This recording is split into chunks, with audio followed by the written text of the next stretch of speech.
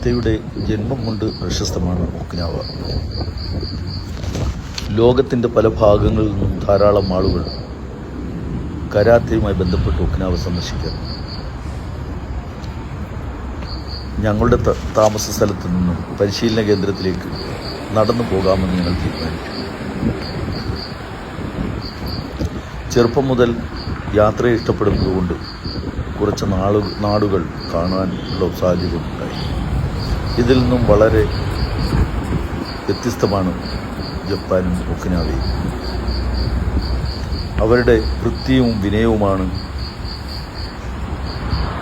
നമ്മെ അതിശയപ്പെടുത്തുന്നത്. യാത്രക്കിടയിൽ അലക്ഷ്യമായി വാഹനമോടിക്കുന്നവരെയും ഹോണടിക്കുന്നവരെയും ഹോണടിച്ച് ശല്യമുണ്ടാക്കുന്നവരെയും ഞങ്ങൾക്ക് കാണാൻ കഴിയും. വളരെ മനോഹരമായ ഒരു ടൗൺ തന്നെയാണ് ഒക്കിനാവ.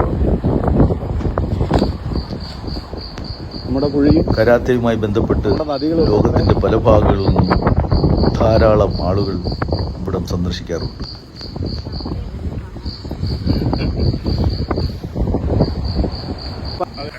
സംസ്കാരങ്ങൾ തമ്മിലുള്ള വ്യത്യാസം തന്നെ നമ്മളെ നാട്ടിൽ കുട്ടിക്കാലം തൊട്ട് പഠിപ്പിച്ചു കൊണ്ടുവരുന്നതിനുള്ള വ്യത്യാസങ്ങളും അതെല്ലാം ഇവിടെ വരുമ്പോൾ ആദ്യം തൊട്ട് നമ്മൾ കാണുന്നതും കണ്ട് മനസ്സിലാക്കുന്നതൊക്കെയാണ്.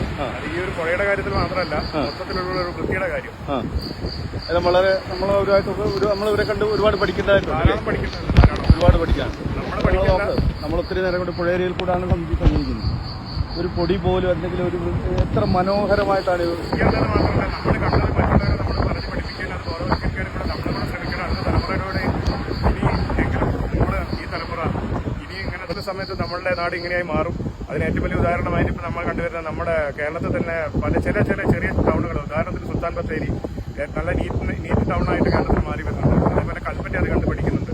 ഭാവിയിൽ മറ്റെല്ലാ സ്ഥലങ്ങളും അതേപോലെ ക്രമേണ ഡെവലപ്പായി വരും എന്ന് നമുക്ക് പ്രത്യേകിച്ച് അച്ചടക്കം, വൃത്തി എല്ലാം അത് വേണ്ട തുടങ്ങണം. ഈ ജപ്പാൻകാരെ ചെറിയ കുട്ടികളെ പോലും നമ്മളിപ്പോൾ ഇവിടെ വന്ന് ഏതാനും ദിവസങ്ങളായിട്ട് കണ്ട് നമ്മളും മനസ്സിലാക്കി വരുന്നു.